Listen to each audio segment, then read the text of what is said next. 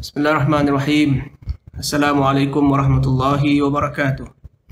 Alhamdulillahirabbil alamin. Wassalatu wassalamu ala asyrafil mursalin sayyidina Muhammadin wa ala alihi wa sahbihi ajma'in. Subhanaka la ilma lana illa ma 'allamtana innaka antal alimul hakim. Bishrah li sadri wa yassir li amri wa lisani yafqahu qawli, amma ba'd. Alhamdulillah, kita bersyukur kepada Allah Subhanahu wa taala di atas segala nikmat yang dikurniakan kepada kita selama ini, sehinggalah pada hari ini dapat kita bersama-sama sekali lagi dapat meneruskan hidup kita dengan baiknya, dan dapat kita bertemu dalam ruangan ini untuk kita teruskan lagi perbincangan mengenai seruan Ar-Rahman kepada orang-orang yang beriman. Jadi para pendengar sekalian, semoga dalam keadaan yang baik sentiasa, semoga dalam keadaan kesihatan yang sempurna insya-Allah. Dan mudah-mudahan apa yang kita lakukan dalam ibadah dan amalan kita Allah terima dengan sebaik-baiknya insya-Allah. Amin rabbal alamin.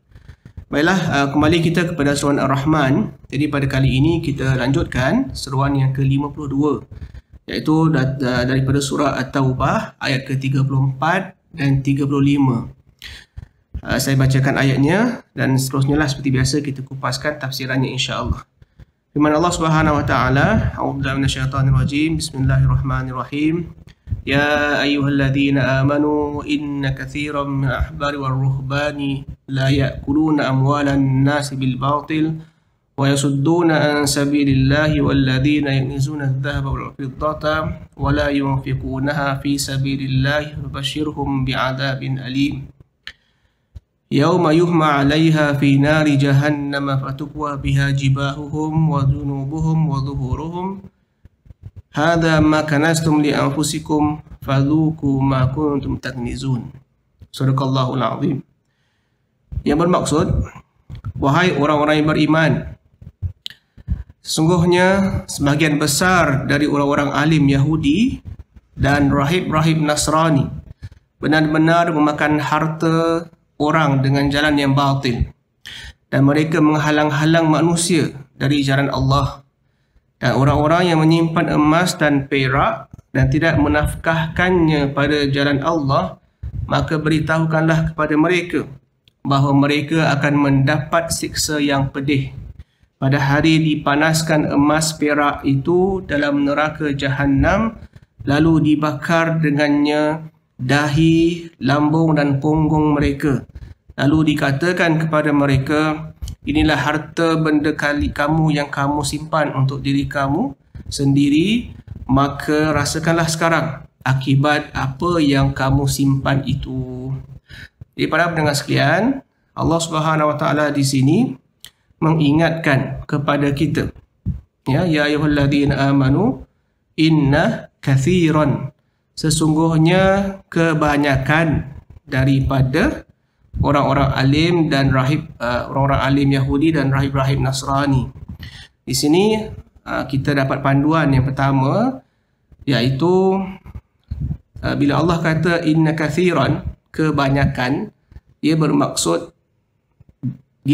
bukan semua, tapi kebanyakan mereka. Ada di antara mereka yang memang melakukan perkara itu. Apakah dia? La ya'kuluna amwalan nasi bil batil. Mereka itu memakan harta-harta manusia secara batil. Okey, jadi apakah maksud makan harta manusia dengan secara batil? Kalau kita rujuk kepada kitab-kitab tafsir, ahli tafsir mengatakan bahawa ada di antara para alim ulama Yahudi dan rahib-rahib Nasrani, mereka itu melakukan upacara ataupun majlis misalnya, ataupun mengadakan satu program misalnya keagamaan, dan mereka menggalakkan orang ramai untuk sama-sama memberi, menyumbang duit ataupun harta. Jadi bila mereka dapat duit, yang mereka galakkan orang ramai untuk lakukan derma, sedekah dan sebagainya, ada di antara mereka yang menyimpan duit itu untuk kepentingan diri mereka sendiri. Misalnya kalau mereka ajak supaya marilah kita sama-sama bersedekah untuk membina sekolah misalnya, atau nak bina tempat ibadah misalnya. Jadi bila orang ramai menderma, memberi duit, maka duit itu tidak dilakukan untuk atau tak digunakan untuk pembinaan sekolah atau tempat ibadat, tapi digunakan untuk kepentingan diri mereka sendiri. Ada juga di antara tafsir mengatakan mereka-mereka ini dahulu makan rasuah. So inilah yang sebenarnya berlaku di zaman dahulu. Ada di antara para alim ulama ataupun mereka-mereka yang dianggap sebagai ketua agama, mereka sendiri melakukan penyelewengan kepada keuangan yang didapatilah. Jadi kalau kita lihat, tak semua, tapi Allah katakan sini inna kathiran, kebanyakan mereka. Okey. Jadi bila kebanyakan tu maknanya ada juga yang masih jujur, masih lagi boleh diharap dan boleh istilahnya berurusan dengan mereka lah. Tapi kebanyakan mereka tak begitu.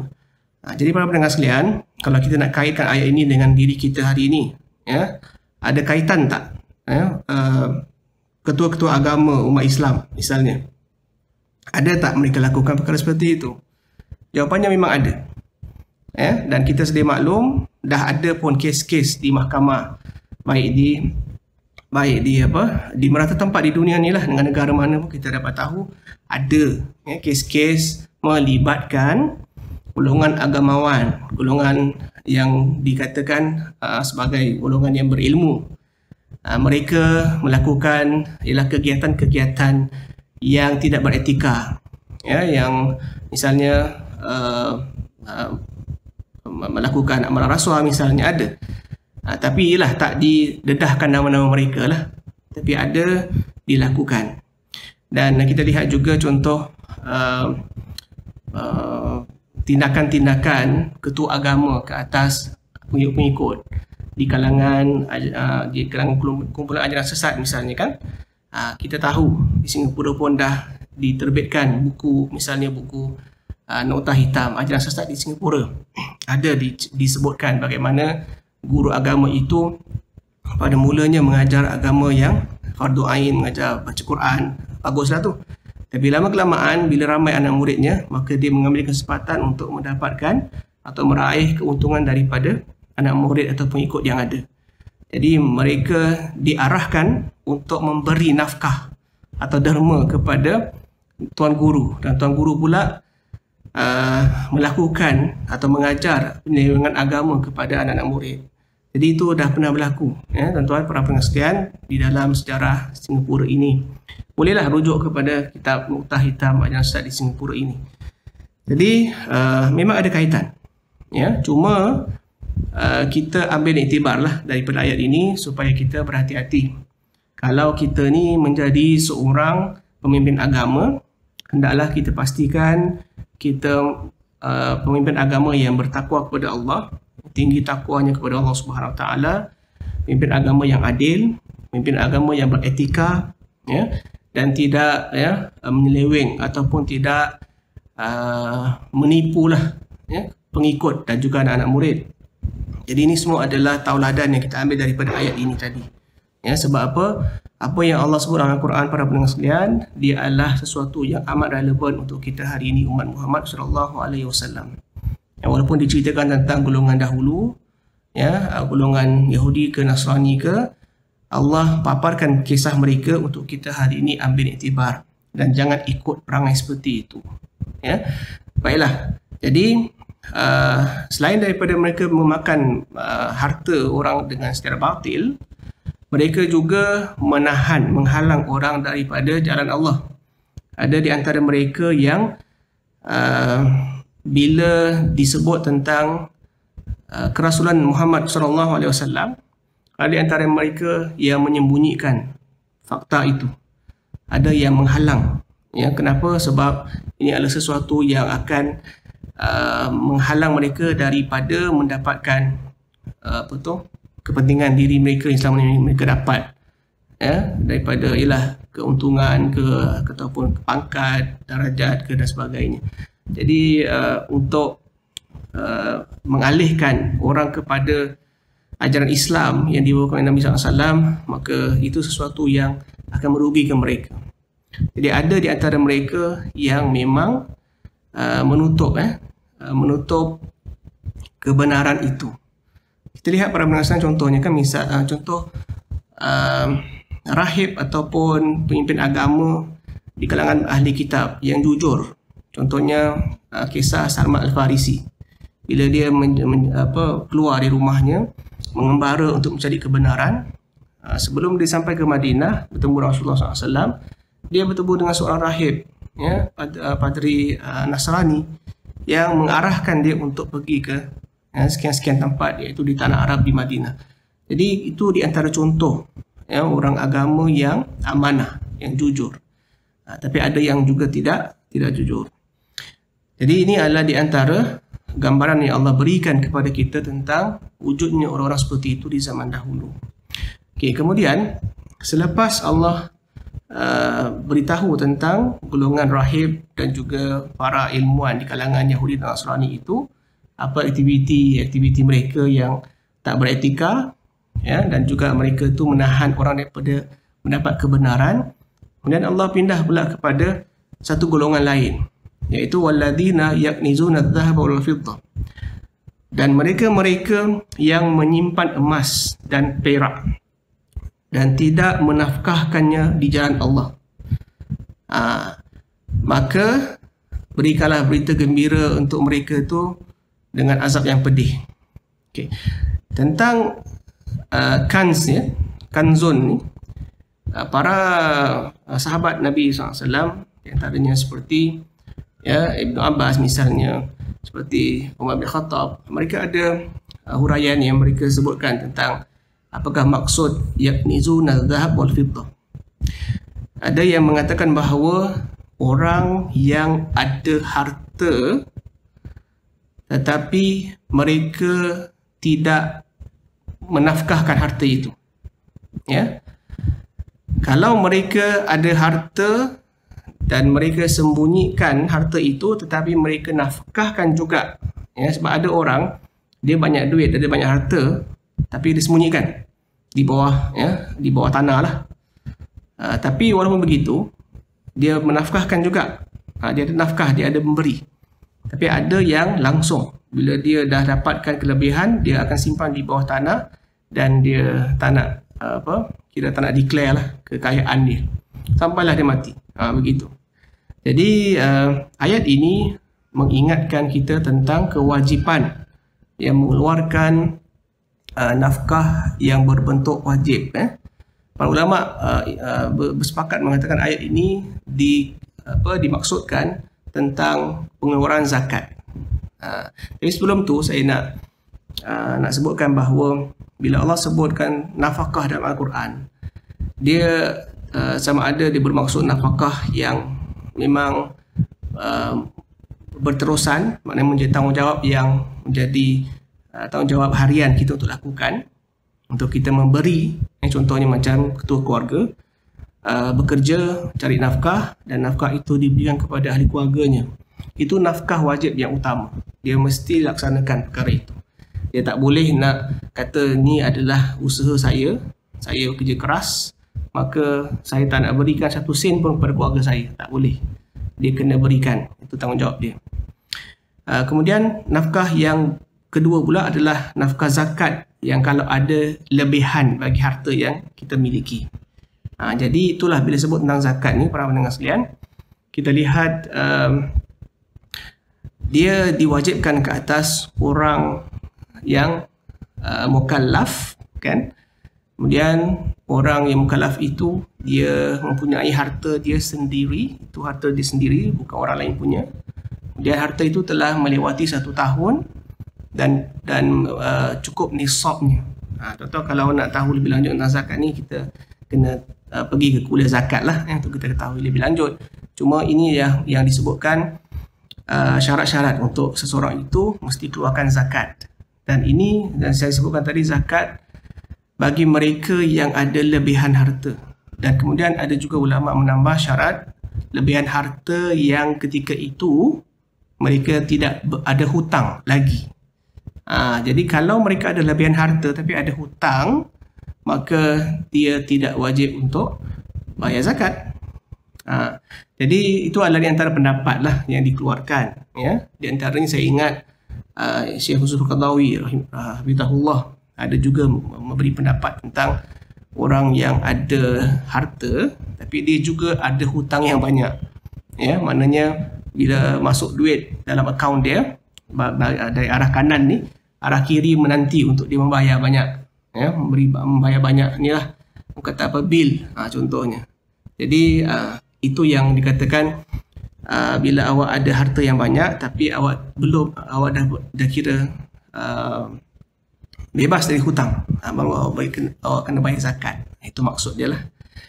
Jadi para pendengar sekalian, ya, orang yang mempunyai kelebihan tadi itu, seorang Muslim yang mukallaf, kemudian dia ada kelebihan harta dan tidak berhutang lagi, tidak dibelenggu dengan hutang, maknanya dia ada financial freedom lah, Masya Allah kan.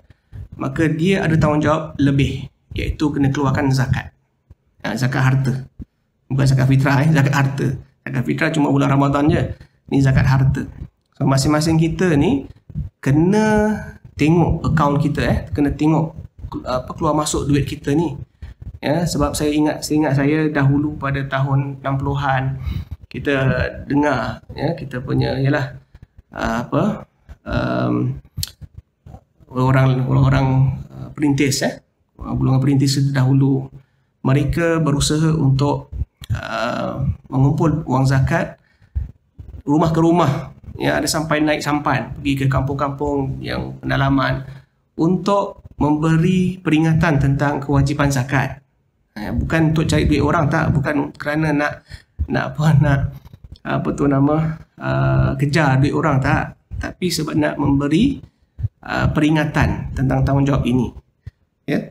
Dan sebenarnya tanggungjawab keluarkan zakat ini bukan hanya dilakukan peringatan itu ataupun public education tu bukan dilakukan di Singapura saja.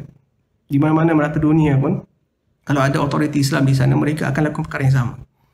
Ya, bukan untuk kejar duit orang, tak, tapi untuk sebagai peringatan. Itu saja. Okey. Jadi kita sebagai individu hendaklah pastikan kalau kita ada lebihan harta, masya-Allah, ya, dan kita tidak ada hutang yang perlu kita bayar segera, maka kita bolehlah memberi zakat. Ya, kita kena keluarkan zakat. Saya rasa persoalan zakat ni dia ada banyak. Ada orang tanya, yelah kita tinggal kat Singapura ni, rata-rata kita lah, tak semua, rata-rata kita ni masih lagi berhutang. Rumah kita diami ni kita masih berhutang dengan HDB atau berhutang dengan bank. Kita mungkin ada kereta, kita mungkin ada hutang dengan mana-mana institusi keuangan, tapi hutang itu sebenarnya berlangsung secara jangka masa yang panjang dan dia tidak mengejar kita untuk segera bayar habis lah, begitu. Jadi hutang itu dia beza dengan hutang yang memang ditetapkan, kita perlu bayar pada sekian tempoh.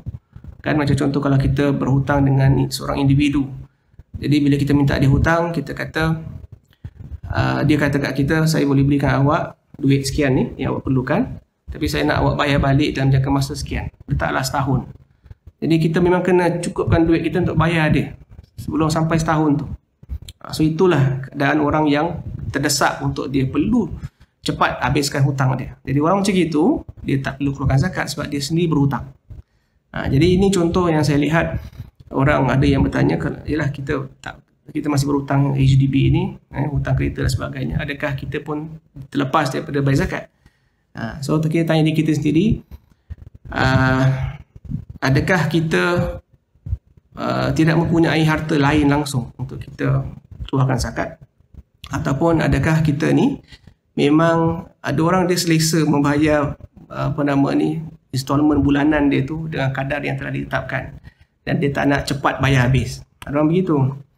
Jadi apa pun para pendengar sekalian, kita balik kepada keadaan diri kita lah. Kalau kita sempit sangat yang perlu untuk kita lunaskan hutang-hutang sekian-sekian, maka kita percepatkanlah bayar hutang itu dan kita tidak bertanggungjawab untuk membayar zakat. Ya. Tapi kalau kita ada sebenarnya ruangan-ruangan yang berbeza dalam simpanan kita ni, yang sebenarnya melebihi nisab yang telah diwajibkan, maka amat layaklah untuk kita membayar zakat, ya. Sebab apa? Sebab ayat ini mengatakan mereka-mereka yang menyimpan, ya, emas dan perak mereka akan diazab dengan azab yang pedih, ya, iaitu pada hari kiamat kelak mereka punya dahi, mereka punya lambung, mereka punya punggung dan seluruhlah badan mereka ni akan dibakar, ya. Ada terjemahan mengatakan disetrika. Jadi na'udzubillah, itu adalah azab yang pedih bagi mereka yang ada harta tapi tak mengeluarkan harta itu untuk dinafkahkan. Para pendengar sekalian, kalau kita rujuk pada kitab tafsir, kan, contoh Ibn Kathir, saya baca daripada Ibn Kathir, ada banyak riwayat yang disebutkan tentang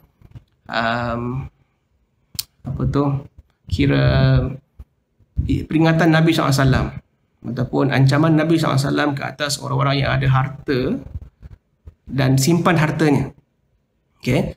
Jadi hadis-hadis yang disebutkan dalam kitab tafsir Ibn Kathir yang saya baca ayat ini menunjukkan seperti Nabi ini memang amat tidak menyukai, ya, orang-orang yang ada harta dan simpan hartanya lah. Yang contohnya hadis ni, Imam Ahmad dikatakan bahawa Rasulullah SAW bersabda, celakalah bagi emas dan perak, ya. Perawi hadis ini melanjutkan kisahnya bahawa temannya itu berangkat bersama Umar bin Khattab menghadap Rasulullah SAW. Lalu Umar bertanya, ya Rasulullah, sabda kamu wahai Rasulullah tadi celaka bagi emas dan perak. Lalu kalau emas dan perak itu celaka, kita nak simpan apa? Gitu kan? Jadi memang Nabi kira mencela emas dan perak lah secara zahir begitu. Maka Nabi SAW sabdakan, Nabi jawab, yang perlu kamu simpan adalah lisan yang berzikir, hati yang bersyukur, dan isteri yang membantu urusan akhirat kamu. Jadi maknanya apa? Yang lebih baik untuk kita simpan adalah ni, ibadah kita, amalan kita, zikir kita itu lebih baik, ya. Kemudian hati kita yang redha dan bersyukur kepada Allah, sepatutnya itu. So hadis ni dan banyak lagi hadis yang ada dalam kitab tafsir Ibn Kathir mengenai ayat ini, kita kalau baca seolah nak menunjukkan bahawa Nabi ni anti orang kaya lah, kan. Anti betul dengan harta benda duniawi.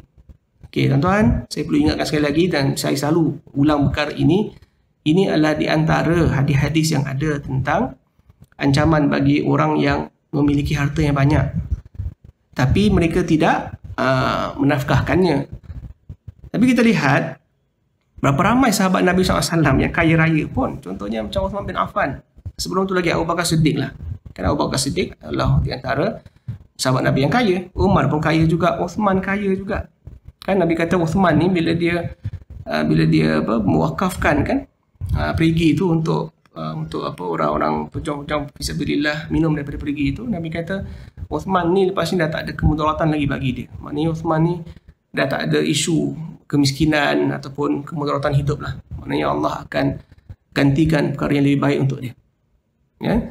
Kemudian kita tahu juga kisah seorang sahabat yang popular tentang kekayaannya, Abdurrahman bin Auf. Abdurrahman bin Auf adalah seorang sahabat Nabi. Bila dia meninggal, dia salah seorang isterinya, ya, dikatakan bahawa dia mempunyai 4 isteri ketika itu. Seorang isterinya mendapat 80,000 dinar emas. Seorang je. Jadi kalau bagi 4 kali 4, maaf, tambahlah. Itu untuk isteri sahaja 1/8. Yang lain-lain, bayangkan tuan-tuan, banyak harta ditinggalkan. Tapi pernah tak kita dengar para sahabat Nabi mencela Abdurrahman bin Auf, kira menghina dia kerana dia banyak harta? Tak ada. Jadi kita kena faham hadis-hadis yang Nabi sebut tentang celaan bagi orang yang memiliki banyak harta, atau Nabi mencela dinar dirham ke ataupun inilah emas dan perak ni misalnya, adalah untuk kita faham bahawa Nabi mencela perkara itu bagi mereka yang tidak menafkahkan. Ya, ada satu kisah juga Abu Dzar radhiyallahu an. Beliau sebab dia mengambil secara zahir apa yang beliau pernah dengar daripada Nabi SAW tentang hal ini, beliau secara peribadi mengambil pendekatan untuk tidak memiliki emas dan perak. Sampai dia meninggal, dia kira meninggal selai sepinggang lah, senang cakap macam itu. Kenapa? Sebab dia takut bila kalau dia meninggal, dia membawa harta yang tak dinafkahkan. Tapi majoriti para sahabat mengatakan bahawa, ya, semoga Allah merahmati Abu Dhar, sebenarnya Nabi SAW tidaklah menghalang orang untuk memiliki harta. Tapi biarlah harta itu dimanfaatkan untuk diri dia dan untuk orang lain. Para pendengar sekalian, apa yang kita dapatkan pada hari ini dan sampailah kita mati nanti adalah milik Allah Ta'ala. Kan? Harta yang kita ada, segalalah yang kita ada kat dunia ini daripada kita hidup awal, daripada kita lahir, daripada awal kita lahir sampailah kita mati nanti, semuanya yang kita ada adalah milik Allah Ta'ala, bukan milik kita pun. Jadi itu sebabnya Allah perintahkan kita untuk mengagihkan, ya, berkongsi kelebihan yang ada pada kita untuk orang yang lain. Jadi kita ni sebagai pengamanah, ya, untuk melaksanakan amanah Allah Ta'ala memberi. Jadi bagi kalau kita di antara kita ni ada kelebihan, Masya Allah, silakan beri, ya, kepada orang-orang yang memerlukan. Ya. Kalau kita tidak ada kelebihan, kita sendiri memerlukan, tak mengapa, kita gunakanlah apa yang kita rasa kita perlukan. Tapi apa pun para pendengar sekalian, kita kena bertanggungjawab atas urusan hidup kita. Sebab saya katakan awal-awal tadi, kita kena cek akaun kita. Duit keluar masuk kita ni kita kena cek. Sebab apa? Sebab ada sebuah hadis juga kan, Nabi SAW sabdakan, tidak akan berganjak dua kaki anak Adam itu di akhirat nanti sehinggalah ditanya tentang beberapa perkara, di antaranya ialah datang mana duit harta dia dan pergi mana duit harta dia itu. Jadi kita akan dipertanggungjawabkan. Maka itu sebabnya kita perlu bertakwa pada diri kita sendiri untuk kita memastikan harta yang Allah beri pada kita ini kita uruskan dengan baiklah, uruskan dengan betul. Ya. Jadi bila cakap tentang harta yang kita ada, bila kita berusaha untuk mencari nafkah itu berbentuk harta, kan, untuk kemudahan hidup kita. Orang pertama yang perlu merasai nafkah itu adalah diri kita. Betul, kita wajar untuk merasai nikmat usaha kita. Tapi kebanyakannya adalah untuk sekeliling kita. Iaitu untuk kalau kita dah menikah, kita dah kahwin, kita ada keluarga, untuk anak isteri kita. Kalau kita bujang, kalau kita ada keluarga terdekat, untuk mereka juga. Jadi tak boleh kita kata ini untuk diri kita je. Jangan jadi macam Qarun. Qarun dia simpan untuk diri dia sahaja. Ya, kalau dia berikan secebis pun daripada harta yang dia ada, dah memang cukup makan seluruh Mesir waktu tu. Tapi dia tak nak juga. Dia nak simpan untuk diri dia sendiri. Kan? Jadi para pendengar sekalian, institusi zakat sebenarnya memang memberi kesan yang amat elok kepada kehidupan masyarakat di merata dunia. Menerusi zakat, sepatutnya kita dapat mengeluarkan orang daripada kemiskinan, kita dapat membantu orang keluar daripada belenggu kesusahan, ya, dengan zakat yang kita keluarkan. Jadi itu yang kita harapkan, kita rasa sepatutnya berlaku begitulah. Dengan zakat inilah kita dapat membangun atau membina negara dengan ekonominya yang utuh, ya, yang kuat sebenarnya. Jadi bila kita menyumbang, bila kita memberi, kita kena ingat bahawa kita memberi harta Allah kepada mereka yang layak dan memerlukan. Dan kita jangan lupa, bila kita memberi, Allah akan menambahkan pemberian yang kita berikan itu dengan keadaan pahala yang lebih besar lagi. Kan Nabi SAW sabdakan dalam hadis bahawa tidak akan kurang harta seorang yang memberi, kan, yang memberi sedekah. Jadi ialah banyak fadilat sebenarnya dengan kita memberi dan bersedekah atau berzakat. Cuma kita kena ingat, apapun lakukanlah secara adil dan bertakwa kepada Allah Subhanahu Wa Taala. Ya, apa pun yang kita buat di dunia ini, kita akan diperiksa dan ditanya oleh Allah Ta'ala nanti di akhirat. Ya, kalau kita nak memberi, kita rasa pemberian itu sebenarnya kita tak boleh nak beri banyak sebab kita berperlukan, silakan awak lebih tahu dari awak sendiri. Ya, tapi kalau awak rasa tak, saya nak berikan lebih pun silakan. Apa pun kita buat, saya katakan tadi, secara adil. Ya. Jadi mudah-mudahan dengan apa yang kita lakukan dan kita keluarkan, ya, nafkah itu Allah berkatilah, ya, urusan hidup kita, dan Allah tambah rezeki kita insya-Allah. Ya, jadi cukup untuk kali ini para pendengar sekalian, seruan Ar-Rahman yang ke-52 daripada surah At-Taubah ayat ke-34. Mudah-mudahan dia bermanfaat dan dapat kita menjadi golongan yang Allah berikan kefahaman dalam agama insya-Allah. Amin ya rabbal alamin. Jumpa lagi insya-Allah pada minggu hadapan. Ila liqa. Wassalamualaikum warahmatullahi taala wabarakatuh.